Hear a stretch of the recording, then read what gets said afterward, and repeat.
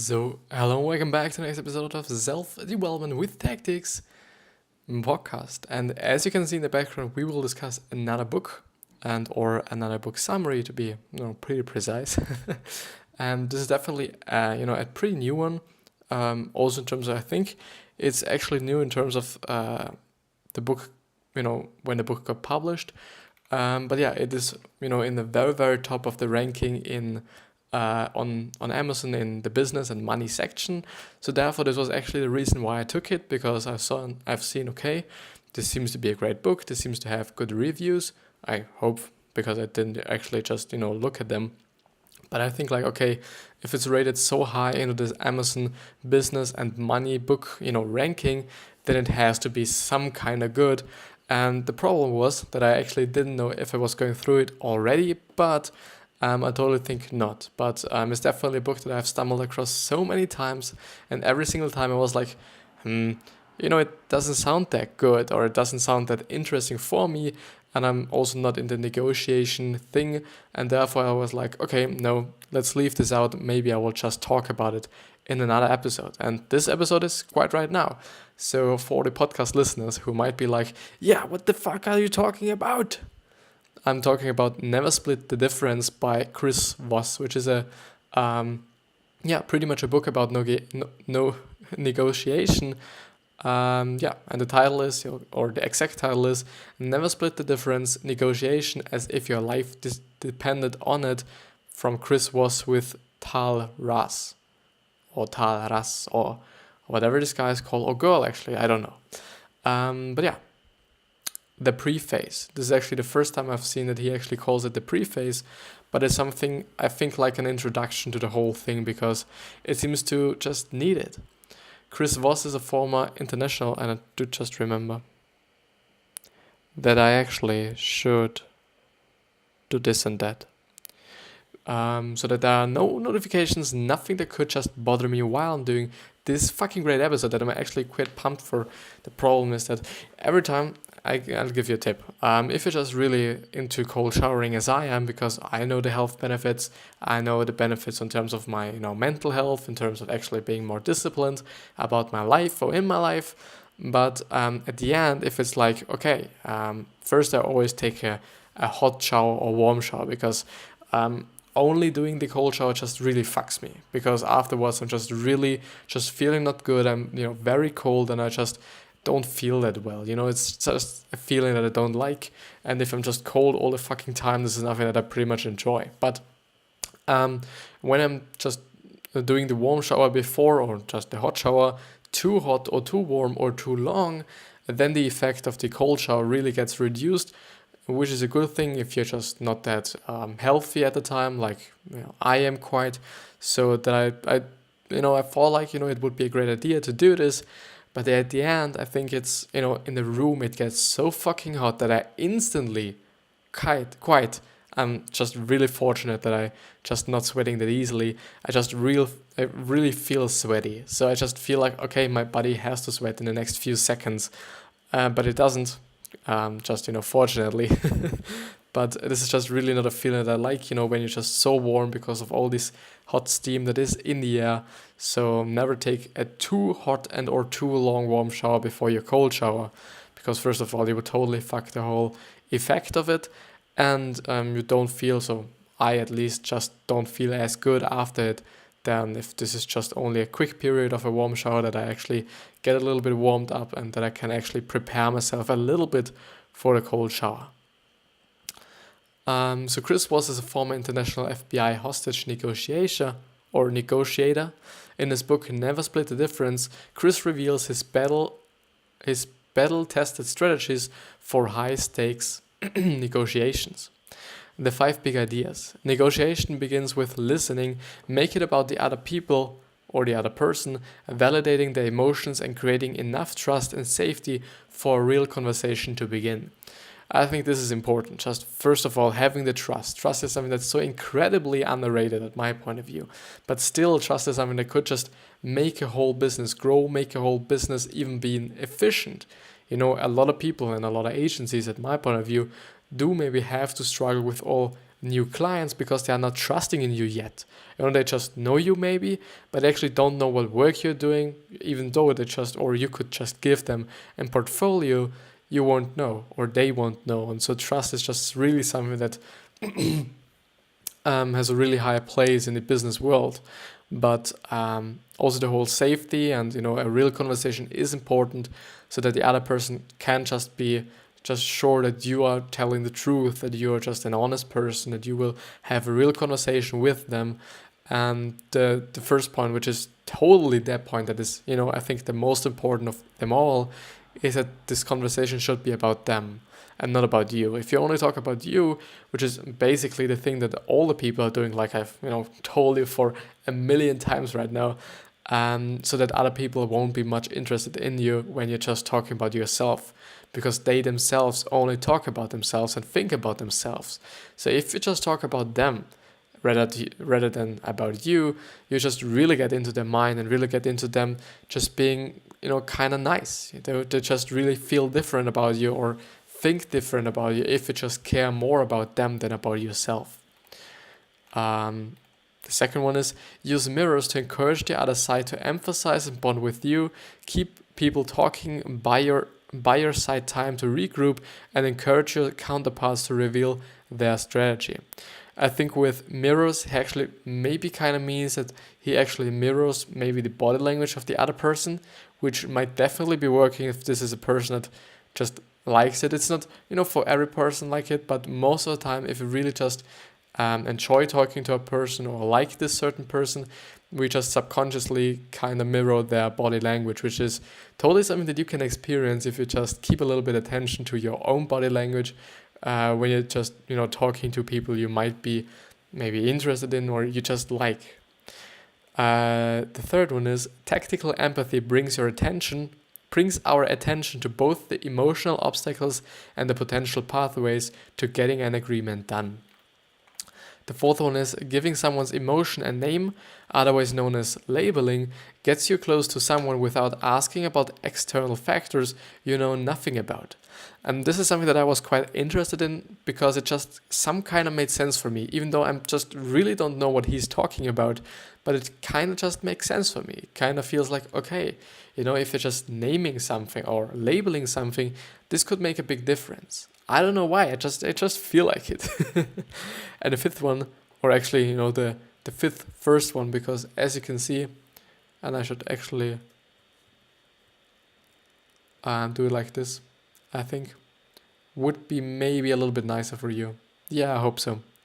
Because I really hate it when the text is really on both really borders of the whole page, because this some kind of bothers me. And this is also one of the problems that I think a lot of designers and people who just know a little bit about typography and how you should actually make a great layout, this is really the evil side and the bad side about this whole studying and this whole, I think, job, because you just really keep attention to those things and things really start to bother you, even though it's, I'm just, talking about it as it really changed my whole entire life. It maybe did, yeah, because I'm just really keeping attention to certain things and I really just recognize them, through the whole, school that I was going, or I'm still quite going, for a year and a half now, which is, quite the last 1.5 years. We've always just been kind of teach to really just look at things very precisely and very accurately so that you actually notice quite everything.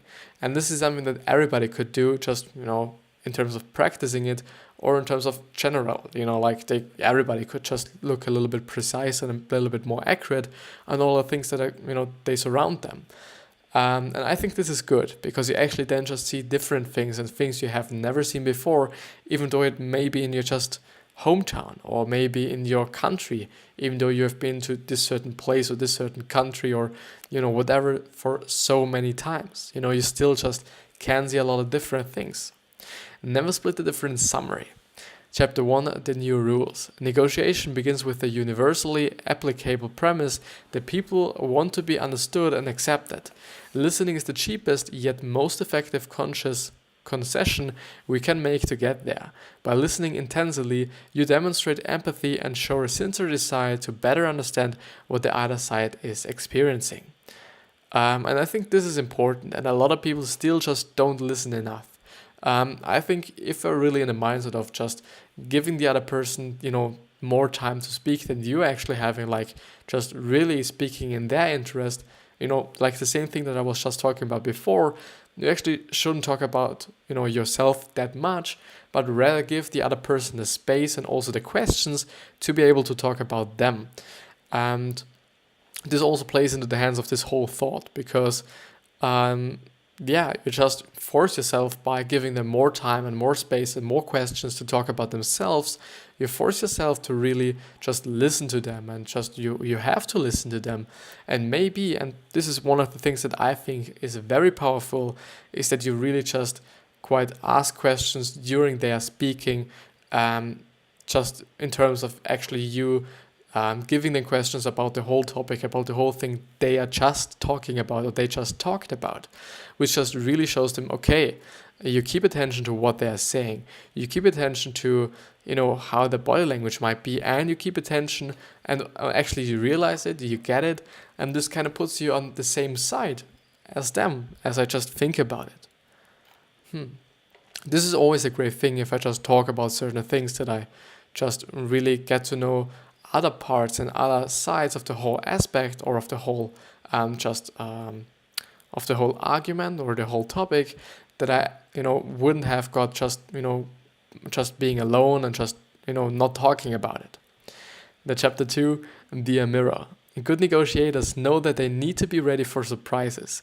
Great negotiators use their skills to reveal the surprises they are certain to exist. Great negotiators question the assumptions that others accept on faith or in arrogance. Thus, they remain more emotionally open to all possibilities and more intellectually agile to a fluid situation. People who view negotiation as a battle of arguments become overwhelmed by the voices in their head. Negotiation is not an act of a battle.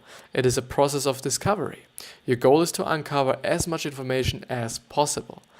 And I think you just, want to get as much information about the other person so that you can actually use it for your thing, so that you can actually kind of,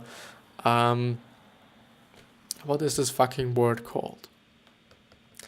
So that they actually then do what you want to do them, because you have so much information, you kind of tell them, and they're just really into what you're talking, because you have the information about them. So to really kind of explain what I actually mean.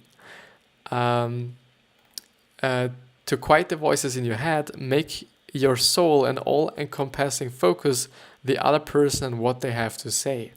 Your goal is to identify what your counterpart actually needs and get them feeling safe enough to talk about what they want. Negotiation begins with listening, making it about the other people, validating their emotions, and create enough trust and safety for a real conversation to begin. Going too fast is one of the mistakes all negotiators make. If you're too much in a hurry, people can feel as if there is nothing, as if if they are not being heard, and you risk undermining the rapport and trust we have built. Totally true. And I think actually people in general just notice a lot of things, and people always just think like, nobody would just care, and nobody would just think like it is, or like, it actually is. But actually, I think people have a pretty good gut feeling, and they have just really good instincts, at my point of view. Every single person, some a little bit better, some a little bit worse, that's totally normal. But I think in general, people just understand other people quite well. So I'm not saying good, I'm not saying great, I'm not saying bad. It's some kind of well. It could definitely be better if you just get a little bit more knowledge, or being a little bit more of a practitioner in this kind of area. But I do still think that people do just understand other people subconscious just way better than they think they are or think they can. So there are 3 voice tones available to negotiators. The the late night FM DJ voice. Use selectively to make a point, inflect your voice downward, keeping it calm and slow. When done properly, you create an aura of authority and trustworthiness without triggering defensiveness. Totally, I think voice or the tone of voice you can use and the speed you can do just really kind of reflects how you're feeling, what your position is, and what's going on in your head basically. And I think this is actually also something that Tony Robbins, as I've always been talking about him, also said that with motion you create emotion. If it's you just sitting very straight as I'm doing right now, you just really talking pretty fast, or you really talking slow and calm, and or high and low, and or just deep and deep, and the other one is just basically high and low, but loud or silent. Because most of the time, if you just see people who are, very, have a bent back, they just seem a little bit, they seem sad. And, all the people know that they just, look sad. This is also one of the things and one of the examples, I think, that people actually know other people pretty well. Just by looking at them or just, getting their feeling or getting them to feel like their aura or just what, it's like to be around them. But what I wanted to say is that if people just, bend forward and they're just somehow crippled and they just talk very, very silent, very quiet, what do you mean does this person just feels or what's going on in his or her head? You definitely feel that there is something not okay. And this person might be shy, or this person might be not comfortable in the situation he or she is right now. Or maybe they are depressive, or, who knows?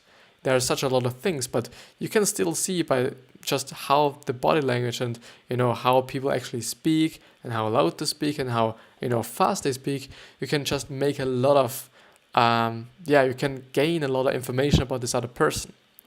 The positive playful voice, which is the second one, should be your default voice. It's the voice of an easygoing, good-natured person.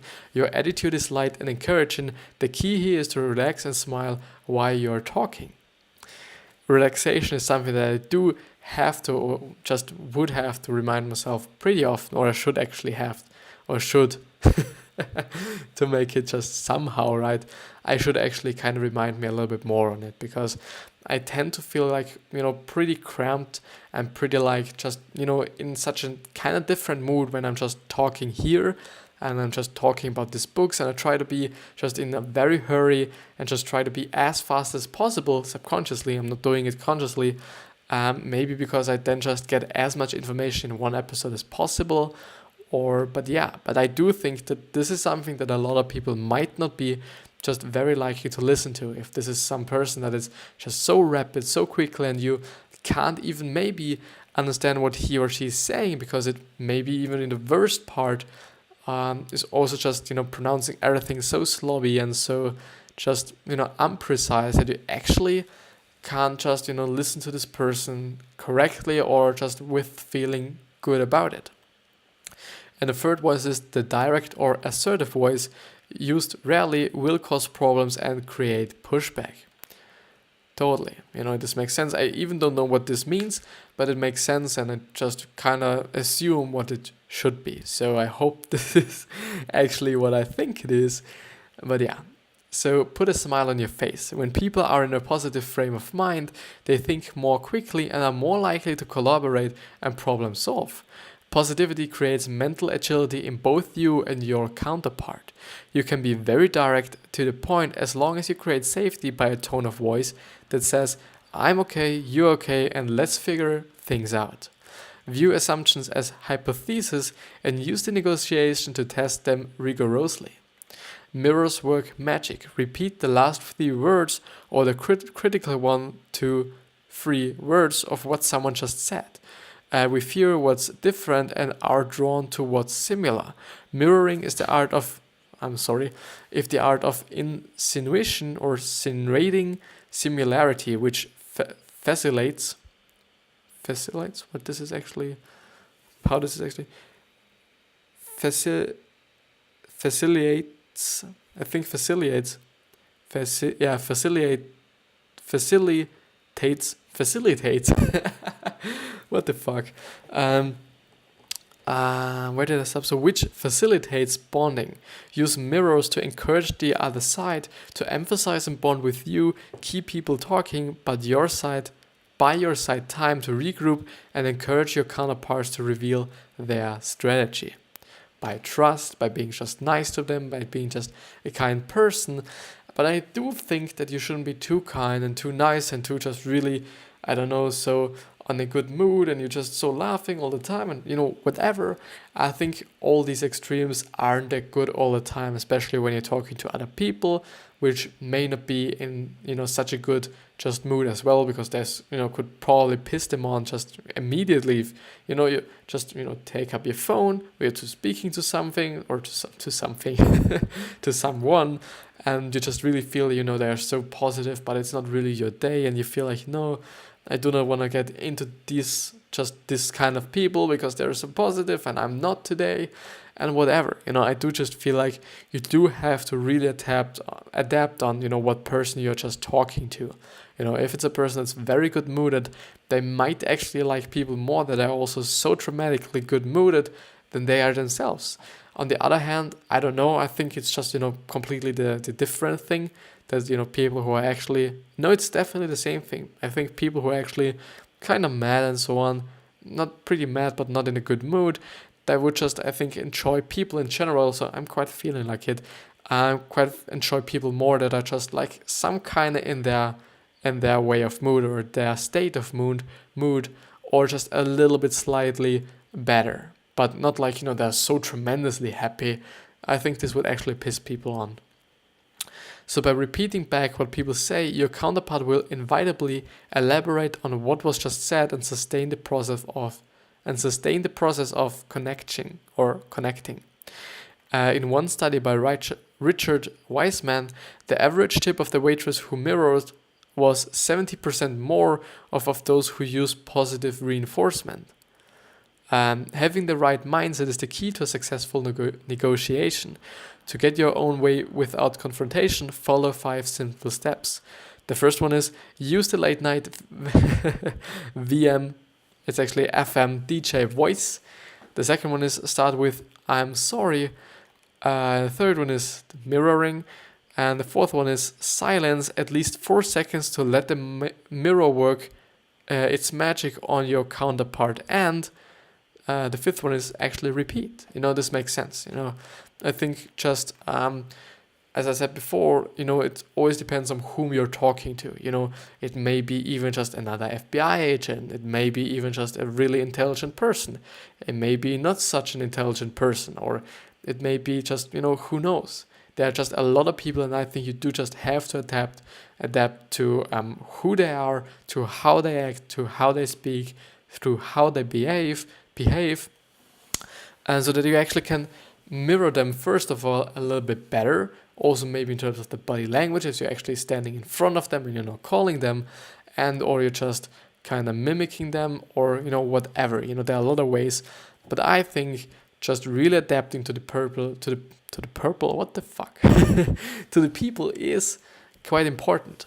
Chapter 3: Don't feel the pain, label it. Tactical empathy is understanding the feelings and mindset of another in the moment, and also hearing what is behind those feelings, so you increase your influence in all the moments that follow. It's bringing our attention to both the emotional obstacles and the potential pathways to getting an agreement done. When we closely observe a person's face, gestures, and tone of voice, our brain begins to align with theirs in a process called neural resonance, and that lets us know more fully what they think and feel. And this is actually also pretty important, but in another part of life. This is also important when you just think about having friends, having people around you, and having maybe negative people around you. Which means, if this is actually true, and I hope it is true, but I kind of feel like it is true, because I just also feel like, okay, this is something that I've just read before, or I have just heard somewhere before, or maybe I just watched a video about it before. I don't know, but it feels for me like to be pretty the truth. But which means that what I initially wanted to say, if you're just hanging around with those negative people all the fucking time, your brain waves in your brain and your mind would just be aligned with, their process of thinking and their process of behavior and so on and so on and so on. So therefore, you're just getting their behavior, and which is then behavior. Well, never mind. Which is then not so good if they're actually not good for you. So when we closely observe a person's face, and this is actually something that I've already read. So if you want to increase your neural resonance skills, take a moment right now and practice. Turn your attention to someone who's talking near you, or watch a person being interviewed on TV. As they talk, imagine that you are that person. Visualize yourself in a position they describe and put in as much detail as you can, as if you were actually there. Labeling is a way of validating some, I think the next part will be actually about something else. So this paragraph, I think, is as well important, and I do just feel like, okay, I need another adjective than fucking important, because I'm always just using it. But actually there you can see that it could be very important for you to just step into other people's shoes. Like, the TV or the person that got interviewed on TV, while you were watching them and trying to kind of understand them. And what the author just pointed out is that you should visualize being in their position and thinking like, or maybe just thinking about what might they think in this certain position they are in right now. And this is powerful, and this, I think, really creates for you the possibility to understand the people you're talking to way better, and makes you even less angry, less emotional about the whole thing, because I think a lot of it, just being angry and just having just an argument with other people, just has a lot to do with, first of all, not communication, but second of all, not understanding the other person, the other person's point, and how the other person is actually feeling. Because if you understand that the person is just really depressed, that they just had something going on at home last night, or whatever happened, you won't be that angry to this person, or you won't just fuck with her or him that much, because you just understand it. Labeling is a way of validating someone's emotion by acknowledging it. Giving someone's emotion a name, and you identify with how the person feels. It gets you close to someone without asking about external factors you know nothing about. The first step to labeling is detecting the other person's emotional state. The trick to spotting feelings is to pay close attention to changes people undergo when they respond to external events. Most often those events are our words or your words. Once you've spotted an emotion, you want to highlight the next step is to label it aloud. Labels can be phrased as statements or questions. The only difference is whether you end the sentence with a downward or upward inflection. But no matter how they end, labels almost always begin with roughly the same words. It seems like, it sounds like, it looks like. When responding, your counterpart will usually give a longer answer than just yes or no. And if they disagree with the label, that's okay. You can always step back and say, I didn't say that was what it was. I just said it seems like that. Just like being, just actually being like, you first of all just go for it, and then be like, if they say, okay, that's actually true, how did you know? And then you would actually be like, okay, I just knew it, and, acting some kind of cool. But if they just say, okay, you totally fucked up, basically, then you're like, I didn't mean it like this, I kind of thought like about something else, or some shit like this. Yeah. So the last rule of labeling is silence. Once you have thrown out a label, be quiet and listen. In basic terms, people's emotions have two levels. The presenting behavior is the part above the surface you can see and hear. Beneath the underlying feelings is what motivates the behavior. What good negotiators do when labeling is address those underlying emotions. Labeling negatives diffuses.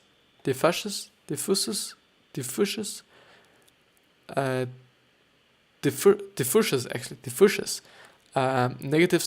them or diffuses them. Is it? Diffuses them? Fuck. It's a double F. So labeling negatives diffuses them or diffuses them in extreme cases. Labeling positives reinforces them. Labeling helps de-escalate angry confrontations because it makes the person acknowledge their feelings rather than continuing to act out. This also has to do with understanding. You then understand how you're actually feeling and what you're doing basically at this certain moment. The fastest and most efficient means of establishing a quick working relationship is to acknowledge the negative and diffuse it. Research shows that the best way to deal with negativity is to observe it without reaction and without judgment. Then consciously label each negative feeling and replace it with positive, compassionate, and solution-based thoughts. Imagine yourself in your counterpart's situation. When you acknowledge the other person's situation, you immediately convey that you are listening. And once they know that you are listening, they may tell you something that you can use. Okay. You can use the reason why a counterpart will not make an agreement with you are often more powerful than why they will make a deal. So focus first on clearing the barriers to agreement. Denying barriers or negative influences gives them credence. I think, get them into the open. Pause after you label a barrier or mirror a statement, let it sink in. Don't worry, the other party will fill the silence. Label your counterpart's fears to diffuse their power. List the worst things that the other party could say about you and say them before the other person can. These accusations often sound exaggerated when said aloud. Speaking them will encourage the other person to claim that quite the opposite is the truth. Remember, you're dealing with a person who wants to be appreciated and understood, so use labels to reinforce and encourage positivity or positive perceptions and dynamics. And with this being said, this is actually the end of the episode. I do quite feel like, okay, this episode did quite go well. I'm just really fucking tired, and I think my eyes are actually, again, pretty red. But yeah, I'm actually feeling a little bit dizzy right now because I actually do forget to just fucking breathe during making the videos, actually, or the podcast. But I still hope that you just enjoyed it. This is the thing. And I hope you get something out of it. And yeah, I know you're happy, and I hopefully know that you're happy, but I hope you're happy and I hope you're doing just really, really well. Yeah. I do hope that you get your success, your health, your wealth, your happiness, especially happiness. But still don't forget about giving back to other people and just, thinking about your legacy. Your legacy is important. Just be nice to the other people. Just appreciate your life and just be the best person you can be, especially towards other people. With that being said, I wish you a wonderful day and or night, and I'll see you.